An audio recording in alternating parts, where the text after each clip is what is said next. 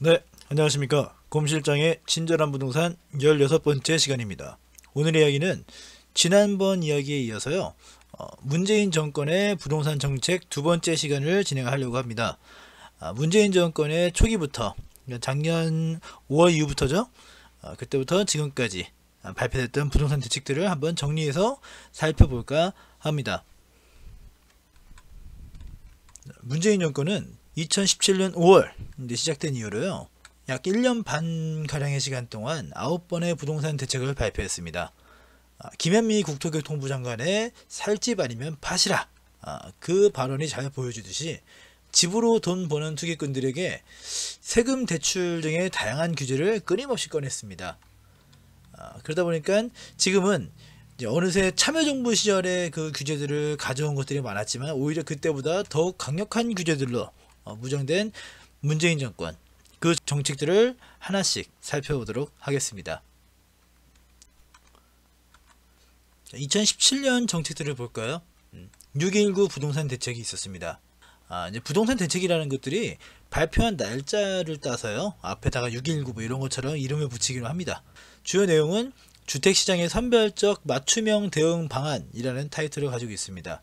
기본적으로 그 집을 살려는 사람들 입장이 다 다르죠. 실수요 목적도 있을 거고요. 그리고 뭐 임대를 하려는 사람도 있을 거고요. 그리고 다주택자 그 정부에서 말하는 투기꾼들도 있을 거고요. 그리고 임대 사업자로 하려는 분들도 있을 거고요. 여러 가지 입장들이 있는데 거기에 맞춰서 이제 대응 방법을 다르게 하겠다라고 하는 거고요. 기본적으로 이제 정책 틀은 실수요에 대한 보호, 투기꾼들에 대한 억제, 요 두 라인으로 간다 보시면 될 것 같아요. 조정 대상 지역 추가 지정이 있었고요.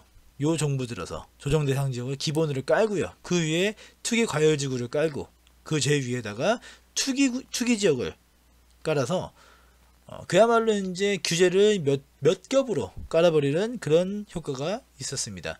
아무튼 요 6.19 부동산 대책에서는 기본적으로 이제 청약 규제에 대한 부분들을 만지고 LTV, DTI 같은 대출 규제를 강화했었습니다. 그 다음에 8.2 대책이라는 게 있는데요. 요거는 좀 강력한 대책이 있었죠. 실수요 보호와 단기 투기 수요 억제라는 타이틀을 가지고 있습니다. 단기 투기 수요는요, 그냥 편하게 말씀드리면 갭투자 말씀드리면 갭투자. 아파트를 가지고 내가 여기를 뭐 오랫동안 살아서 집값이 오르면 좋다, 이런 것들은 사실 크게 문제가 되지는 않습니다. 내가 이사를 많이 가서 부자가 되는 분들이 있어요. 학교 다닐 때 보면은 저 친구는 맨날 이사 가서 친구도 별로 없어. 근데 나중에 시간이 지나 보니까 걔는 엄청 큰 집에 잘 살고 있는데 나는 그냥 그 옛날에 살던 그 집에 계속 살고 있어. 이런 경우가 분명히 있죠. 그렇게 이사 다니면서 자기 집들을 살다 보니까 집값이 올라가서 팔고 또 다른 데 이사 가고, 이런 거에 대해서는 크게 문제를 삼을 수 없습니다. 근데 문제는 뭐야? 집이 있음에도 불구하고 여기저기 다른 집을 계속 사들여 가지고 그거 가지고 집값을 올리려는 분들, 이런 것들 때문에 주택시장이 어지러진다고 판단을 하고 그런 것들을 막으려고 하는 거죠. 그래서 투기지역과 투기 과열지구를 지정해서 거기 안에 이제 양도소득세라든가 대출 규제를 강화를 좀 빡시게 했습니다. 특히 투기지역 같은 경우에는 서울 중에서도 서울 전역이 투기 과열지구로 지정이 됐고요. 그 중에서도 강남같이 잘 나가는 지역들은 투기지역으로 또 다시 또 지정을 합니다. 이 지역 안에 사는 사람들은 뭔가 좀 그 집이 두 채가 된다든가 이럴 때 자금 조달 계획을 신고를 해야 돼요. 내가 이 집 돈이 어디서 나서 이 집을 어떻게 살려고 하는가, 이런 것들이 밝혀야 되는 부분들이기도 하죠. 그리고 이제 집이 두 개 이상의 경우에는 양도소득세가 중과가 되기도 하고요. 이런 식의 규제들을 한 겹 한 겹 쌓아가고 있습니다. 자, 다음은 12사 대책입니다. 10월 24일에 발표가 됐겠죠. 어떤 내용이냐면 가계부채 종합대책이라는 타이틀을 가지고 있습니다. 참고하실 게 어떤 게 있냐면 국토교통부에서 주로 취급하는 내용들, 뭐 하다못해 아파트에 대한 부분들, 아니면 토지에 대한 부분들, 혹은 공공주택이라든가 이런 부동산적인 부분들이 위주가 될 때에는 국토교통부에서 대책을 발표를 하고요. 그리고 똑같이 논의했다 하더라도 이 12사 대책처럼 가계부채에 대한 부분들, 금융에 대한 부분들, 이런 게 위주가 될 경우에는 기획재정부에서 발표를 합니다. 그러니까 이런 보도 자료들, 제가 이제 이렇게 만들어 놓은 자료들은 다 어디서 가져온 거냐면 국토교통부 가면 그 홈페이지 들어가시면 보도 자료라는 것들이 다 있어요. 그러니까 그런 것도 참고하시면 될 것 같아요. 자, 2018년 신 DTI를 도입을 합니다. 기존의 DTI 총부채 상환 비율을 조금 더 타이트하게 관리하는 내용이고요. 그리고 총체적 상환 능력 비율 DSR이라는 것을 조기 도입합니다. 이게 굉장히 좀 강력한 내용들이긴 합니다.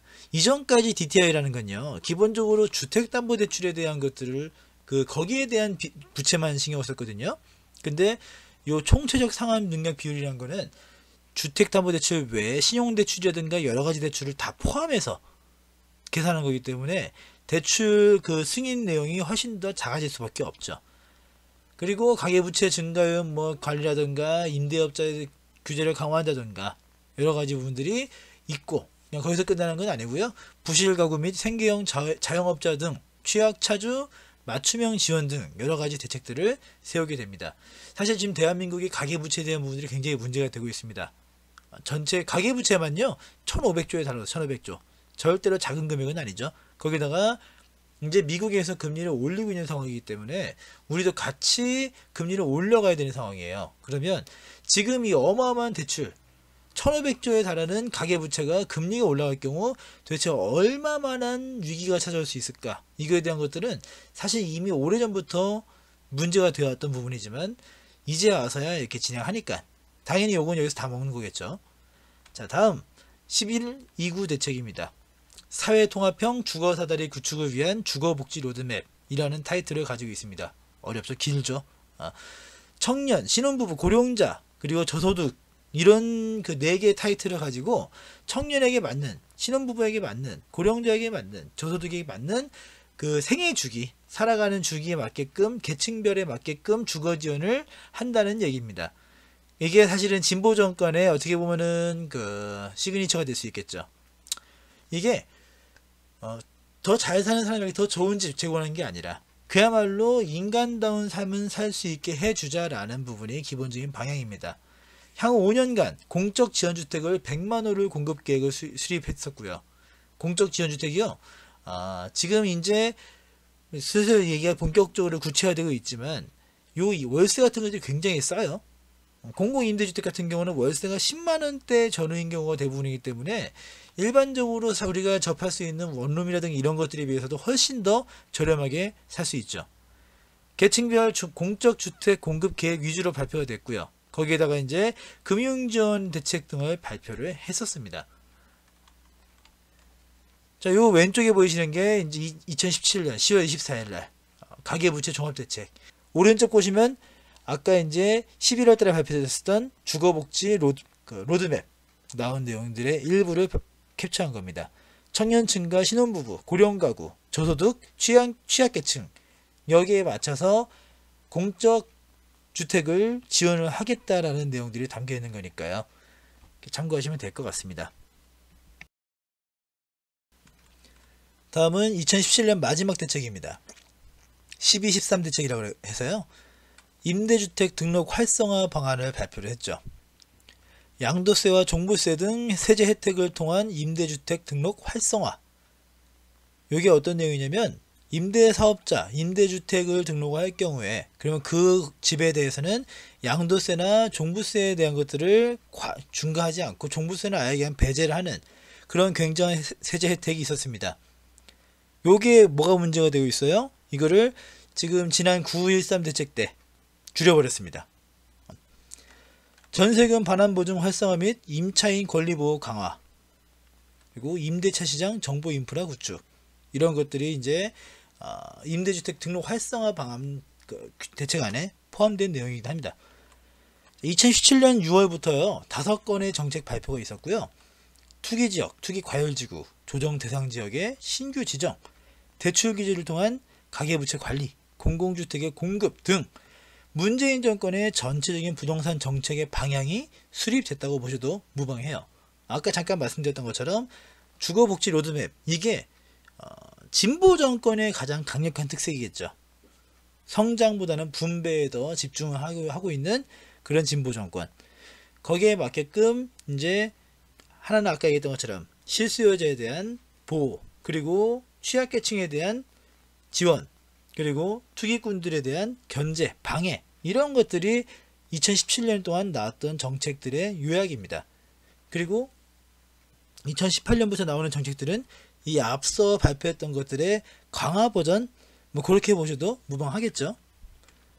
자, 이 부분은 앞에서 말씀드렸던 2017년 12월 13일 임대주택 등록 활성화 방안, 요거에 대한 부분 캡처한 내용입니다.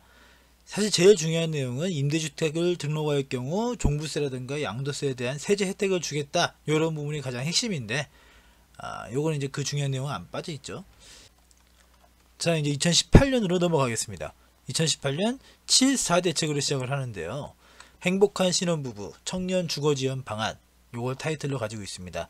앞에 말씀드렸던 주거복지 로드맵, 거기에서 이제 신혼부부와 청년 요 계층에 대한 주거지원 방안이 되겠죠. 신혼희망타운, 요거는 사실 이제 이명박 정권 때는 보금자리 주택, 박근혜 정부 때는 행복주택과 뉴스테이, 요런 이제 타이틀들이 다 있었는데, 공공주택에 대한 것들이요. 근데 문재인 정권에서는 아직까지 그런 게 없었거든요. 요때 나온 게 신혼희망타운, 요게 이제 이름 붙여진 게 요때부터 시작입니다. 인천 가정 2지구, 그리고 김포 고촌 2지구, 시흥 거무지구 등 13곳의 공공주택지구를 발표했습니다. 근데 문제는 뭐냐면, 요 지역들 가보면은 굉장히 반대들을 많이 하고 있고 막 시위도 하고 있고 플랜카드 엄청 걸어놨어요. 왜냐? 이전까지 계속해서 그린벨트였어 가지고 뭔가 이제 내 재산권의 행사도 못하고 계속해서 막혀 있었는데, 정부에서 요거에 대한 뭔가 보상을 해준다는 이런 게 아니라 공공주택지구로 묶어버려 가지고 이제 강제 수용이 될 위기에 처해 있죠. 그러니까 굉장히 반대를 많이 하고 있습니다. 여기들 외에도 이 이후에 지정됐던 공공주택지구들도요, 어느 한 곳 순탄하게 진행할 수 있는 것이 없다라고 보여집니다. 뭔가 특단의 대책이 필요한 시기이기도 해요. 다음 827 대책입니다. 이것도 상당히 강력한 대책이었습니다. 수도권 주택공급 확대 추진 및 투기지역 지정, 수도권 내 30만호 이상 주택공급 가능한 공공택지 30여 곳 추가, 서울 및 경기 일부 지역 투기지역 투기과열지구 등 추가 지정, 경기도 하남과 광명이 투기과열지구로 지정이 되었습니다. 그러니까 이게 수도권에 30만호 이상 주택공급 가능한 공공택지를 30여 곳 추가한다. 물론 이제 한 곳에다가 30만원을 하는 건 아니겠죠. 이제 나눠서 하는 건데, 이게 요즘에 점점 트렌드를 알아야 되는 게 어떤 게 있냐면요. 옛날에 일산, 분당, 뭐 삼본, 평촌 이런 1기 신도시 만들 때, 그리고 하다못해 그 이후에 만들었던 2기 신도시들이 있죠. 뭐 파주, 운정이라든가 뭐 동탄 이런 데들, 여기도 마찬가지로 아파트들 위주로 쫙쫙 들어갔다 보니까 주어진 공간보다 공간에 비해서 사람들이 꽤 많이 살 수 있었습니다. 근데 최근에 만들어지는 집들 같은 경우에는요, 신도시들 최근에 이제 설계된 것들 보면 대부분 다 면적은 굉장히 넓은데 인구 수용이 그렇게 많지가 않습니다. 제가 이제 가끔 예를 드는 게 평택에 있는 고덕 신도시 같은 경우에 300만 평이 넘어가는 부지에도 불구하고 수용 인구는 15만 명 정도밖에 안 돼요. 그러면 수도권 30만 호라고 하면 인구수로 따지면 거의 90만 명 가까이 될 겁니다. 얼마나 많은 면적이 필요할까요? 그렇다고 공공택지, 뭐 서민들이 사는 집이니까 빽빽하게 옛날처럼 성냥가를 지을 수도 없습니다. 그래서 이 땅들을 확보하기가 굉장히 어렵죠. 수도권에서 30여 곳을 어디서 찾아요? 빈 땅들을, 싼 땅을 도대체 그 주민들의 반대는 어떻게 하고요? 이런 것들에 대한 좀 더 섬세한 정책들이 필요한 그런 상황이기도 합니다. 자, 이거는 2018년 7월 4일날 발표했던, 아까 앞에서 말씀드렸던 신혼부부 청년 주거지원 방안 발표된 내용이고요. 이거 그냥 캡처한 내용이니까 참고하시면 될 것 같아요. 요걸 이제 굳이 보여드리는 이유가 뭐냐면, 요렇게 이제 보도자료가 항상 나와요. 국토교통부에서 아까 얘기했던 것처럼 기획재정부에서 요렇게 보도자료가 나오면 거기에 이제 가장 정확한 팩트가 나옵니다. 요거를 기반으로 모든 언론들이 보도자료 이제 보도를 하고 이미지를 만들고 하고 있습니다만, 그 이미지들이 보기는 좋을지언정 내가 가장 정확한 거, 가장 근간이 되고 가장 공적인 그런 것들을 보고 싶으시면 이런 홈페이지 가셔서 이런 보도자료 보시면 좋을 것 같습니다. 자, 요거 때문에 요때 지정됐던 공공택지지구 나온 김에 수도권에 있는 공공택지지구 지정 현황을 좀 보면요, 요렇게 이미지가 나옵니다. 굉장히 좀 수도권 전체 색칠된 것들 보이시죠? 저게 이제 뭐 투기지역, 투기과열지구, 뭐 조정대상지역 이렇게 분류가 되고 있습니다만, 아무튼 요 이제 법례까지 보시면 기존에 발표됐던, 그리고 오른쪽 신규지구로 표시된 거는 최근 9월 21일 날 발표된 내용들이고요. 자, 현재까지 그래서 총 22군데가 지정이 되어 있습니다. 파란색들 보시면 남양주 진접이지구라든가 구리 갈매지구라든가 성남의 복정 금토, 그죠? 유명하죠. 이제 의왕 모람이라든가 군포 대함이, 인천 가정, 화성 어천, 시흥 거모, 굉장히 여러 군데가 지정이 되어 있습니다. 근데 특징이 뭡니까? 잘 살펴보시면요, 수도권의 남부에 굉장히 많이 집중이 되어 있어요. 딱 수도권 딱 반 갈라가지고요, 위쪽으로 따지면 김포, 그죠? 김포 정도나 혹은 인천, 검암지구 이런데, 혹은 저 위에 의정부 이런데 제외하고는, 구리나 남양주 이런데 제외하고는요 거의 없어요. 아래쪽에는 상당히 많이 잡혀 있는데, 이 부분들은 북한과의 관계가 좀 무난해지면, 그래서 북쪽에다 본격적인 개발을 진행할 수 있게 되면 아마 경기도 북부권에, 서울 북부권에도 상당한 공공주택들을 진행할 수 있지 않을까라는 생각을 합니다. 왜 그러냐면 아까 앞에서 나왔던 30만 가구의 집을 지으려면, 그래서 30군데의 택지를 지정하려고 하면요, 수도권 남부에만 해서는 절대로 답이 나올 수가 없습니다. 그러면 서울 이제 한복판 쪽도 있을 거고요, 경기도 북부라도 이런 게 나와야 되는 시기죠. 자, 아까 2018년 거 마저 보겠습니다. 9.13 주택시장 안정대책. 요것도 굉장히 강력합니다. 지금 요즘에 이기 때문에 기사가 되게 많이 나오죠. 요거 발표되고 나서 아파트 시장이 지금 다 묶였다, 호가가 쭉쭉 떨어지고 있다, 강남 아파트가 1억 2억을 떨어뜨렸는데도 아직도 거래가 안 된다, 이런 기사가 계속해서 나오고 있습니다. 그만큼 효과가 있다는 얘기겠죠. 자, 타이틀은 규제지역 내 대출 규제 강화 및 보유세 강화. 강화줬다. 조정 대상 지역 2주택 이상 보유자에 대한 주택분 종부세 중과, 규제지역 내 2주택자 이상 주택담보대출 금지. 이게 가장 강력해요. 그러니까 제가 요거에 나왔을 때 이제 포스팅을 했었는데요, 그리고 영상에도 만들었었고요. 정부에서 요 9.13 대책의 핵심 포인트가 뭐냐면, 완전 부자들에 대해서 현금만 몇십억씩 막 움직이는 사람들에 대해서는요 실질적으로 막을 길이 없습니다. 그냥 그 사람들한테는 내가 아예 이 판을 엎으려는 게 아니라 그냥 안정을 시키려는 거니까 당신들은 좀 참아 라는 정도의 시그널을 줘요. 종부세를 더 걷긴 하지만 20억 30억짜리 집을 갖고 있는 사람들한테 몇백 1, 2천 정도 세금을 늘린다고 해서 타격이 엄청나지는 않습니다. 근데 주 타겟은 뭐냐? 갭 투자라는 걸 하는, 그죠? 집을 대출을 끼고 보증금을 껴서 최소한의 금액으로 사들여서 집값을 오를 수 있게끔 하는 세력들. 제일 핵심적으로 말씀드리면 거래량을 늘리는 사람들이에요. 거래량.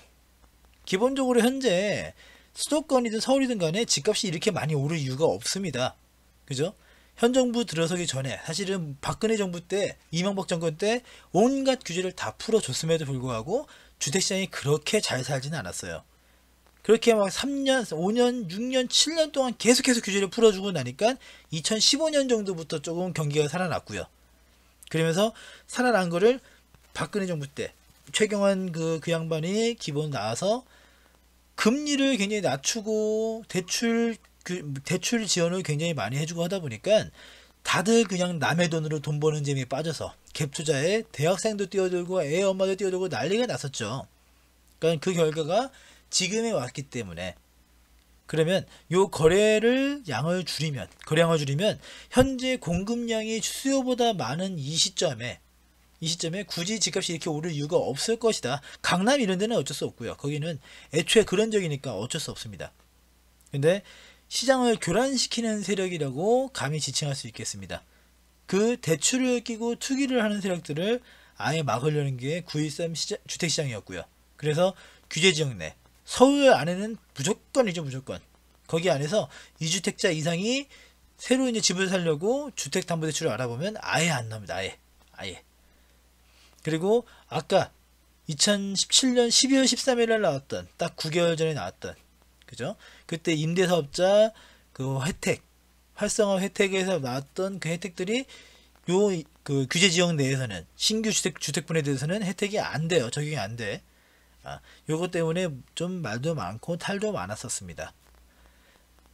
자, 다음은 이제 요거는 사실은 아예 별개라고 보기는 애매하고요. 9월 13일날 어떻게 보면 정부 입장에서는 퍼펙트한 대책을 내놓고 싶었을 거예요. 굉장히 강력한 규제를 발표하는 거기 때문에 어떤 정부에서도 주택담보대출을 아예 막아버리는 이런 일은 없었거든요. 근데 굉장히 강력한 대책을 세웠으면서 거기에서 뭐가 빠졌냐면 공급 확대에 대한 부분들이 안 나왔단 말이죠. 수요만 억제한다고 되는 게 아니라 공급을 늘려줘야, 그러니까 그것도 좀 공공주택 이런 것들이 나와줘야, 쉽게 생각해서 지금 2주택자 3주택자들이 그 집에 자기가 다 사는 게 아니잖아요. 그죠?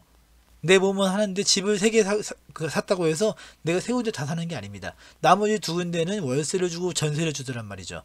그러면 요 임차인들이 이 세대로 사는 세입자들이 좀 더 마음 편하게, 그리고 좀 더 저렴하게 살 수 있는 그런 집들이 많아진다면요.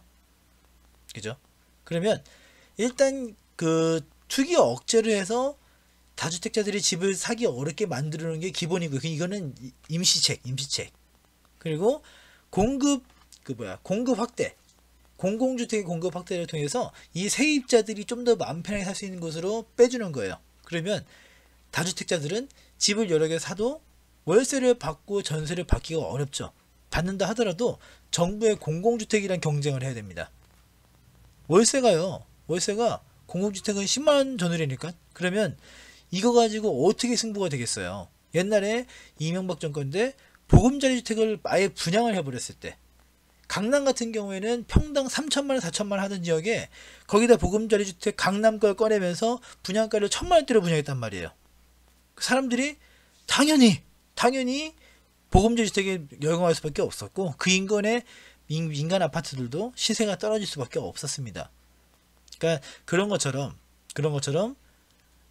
주택 공급을 확대했어야 되는데 9월 13일 요 대책 때는 이제 서울시에 대한 부분들, 서울시장과 이제 뭐 그린벨트를 푸네 안 푸네 이게 협의가 안 됐던 시기이기도 하고요. 그리고 국토위원이었던 이제 한 국회의원이 수도권 경기권의 해제 예정 지정 예정이었던 공공택지지구 요거를 유출해 버리는 바람에, 사실 이 문제가 굉장히 심각한 거예요. 그거는.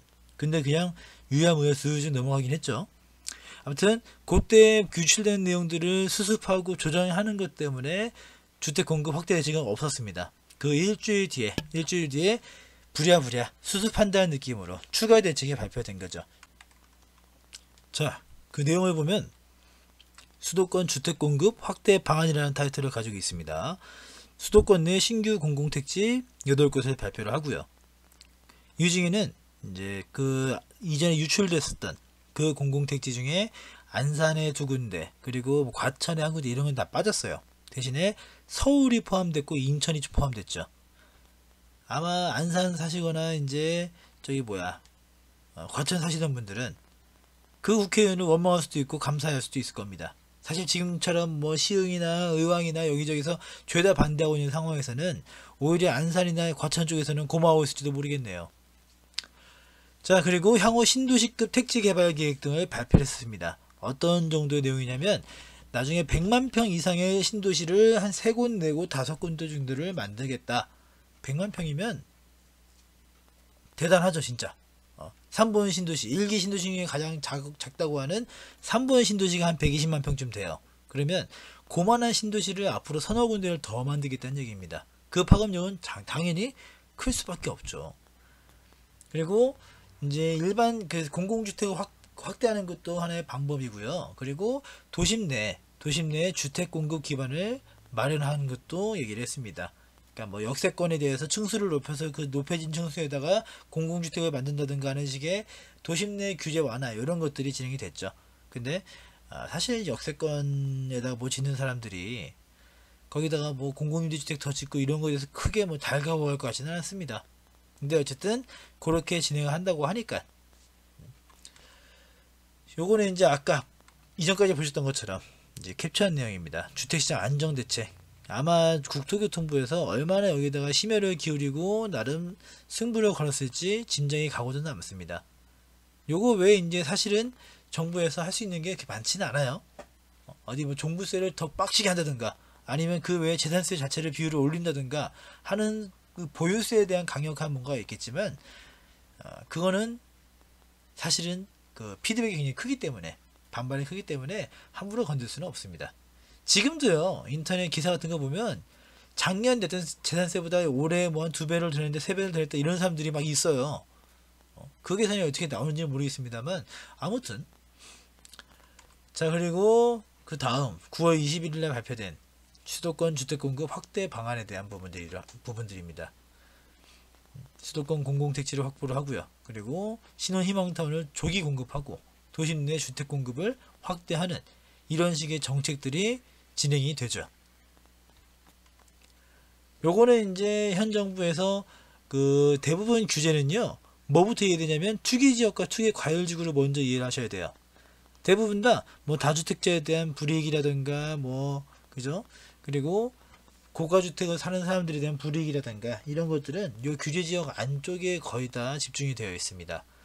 요 빨간색들 그죠? 강서, 양천, 영등포, 마포, 용산, 서초, 강남, 송파, 강동, 성동, 노원 이쪽이 투기지역으로 묶인 지역들이고요. 거기다 추가적으로 이제 종로, 중구, 동대문, 동작 이쪽도 투기지역으로 추가 지정이 됐습니다. 이거는 지난 9월 13일에 지정된 거고요. 그 외에 이제 투기과열지구가 서울시 전역이었다가 과천, 그리고 성남, 그리고 어디에요? 저기 성남 중에서도 분당이죠. 그리고 이번에 하남, 광명 이런 지역들도 지정이 됐죠. 이러다가 서울 전역이 다 투기과열지구, 투기지구 뭐 지역 이런 걸 다 묶이는 거 아닌가 싶습니다만 요게 투기를 잡는 가장 좋은 방법 중에 하나니까요. 여기 안에서 이제 서초나 강남이나 송파나 용산, 영등포, 마포, 양천, 강서 이쪽에서 집을 살려는 사람들은 주택담보대출 없이 그냥 생으로 자기 돈 다 내야 되는 그런 사태가 벌어지고 있습니다. 쉬운 일은 아니죠. 이것 때문에 현재 거의 주택에 대한 그 거래가 거의 끊긴 상황이기도 합니다. 자, 지금까지요. 문재인 정권의 부동산 정책에 대해서 한번 살펴봤습니다. 시간 순서대로 앞에 거부터 하나씩 봤죠. 부동산 투자의 중요한 포인트가 정책이에요. 제가 이전에 말씀드린 적이 있지만 부동산이라는 거는 다른 상품과는 다르게 살 때도 가지고 있을 때도 그리고 팔 때에도 다 세금을 내야 되는 게 부동산이에요. 세금 투성이죠. 그러다 보니까 세금이라는 게 정부, 중앙정부든 지방정부든 어쨌든 정부한테 내는 거란 말이죠. 정부의 정책 이런 것들을 아예 역행하거나 꺾을 수가 없는 게 부동산 시장이기도 합니다. 그래서 정책이 이기는 시장은 없다라고 하는 것도 그래서 그렇죠. 정책의 흐름에 따라서요 시장이 움직일 수밖에 없습니다. 틀어막으면 막혀야 되고요, 풀어주면 풀리는 거고, 이를 먼저 예측하고 그에 맞게 대응하는 것이 현명한 거죠. 이거를 정부 정책이 어떻다 저렇다 뭐 진보가 어떻고 빨갱이가 어떻고 아니면은 보수가 어떻고 꼴통이 어떻고 이런 얘기 하는 거는 내 재산 불리고 좀 더 나은 내일을 맞이하는 거에 전혀 도움이 안 됩니다. 진보 정권이니까 그래 이제는 고가주택에 대한 부분들, 투기에 대한 부분들은 규제가 들어올 거고 공공임대주택이라든가 공공주택들 이런 지원들이 많이 나오겠다. 이런 것들 예측해서 거기에 맞게 대응하는 게 제일 좋고요. 그리고 뭐 보수 정권이 잡았다. 그러면 이제는 대부분의 시장에 맡겨 놓겠다. 규제가 많이 풀어지겠다. 거기에 맞는 투자를 찾는 것이 또 굉장히 현명한 방법이겠죠. 정책만 제대로 알아도요. 뭐 대박 나고 로또가 터지고 어마어마하게 부자가 되고 이런 거는 모르겠습니다. 이젠 그런 거 쉽지 않으니까요. 대신에 실패하지 않는 투자는 가능합니다. 열심히 공부하셔야 됩니다. 지금 시기가 굉장히 좋은 시기예요. 그럼 지금까지 곰실장의 친절한 부동산 16번째 시간이었습니다. 시청해주셔서 감사합니다. 저는 17번째 시간에 다시 찾아뵙겠습니다. 감사합니다.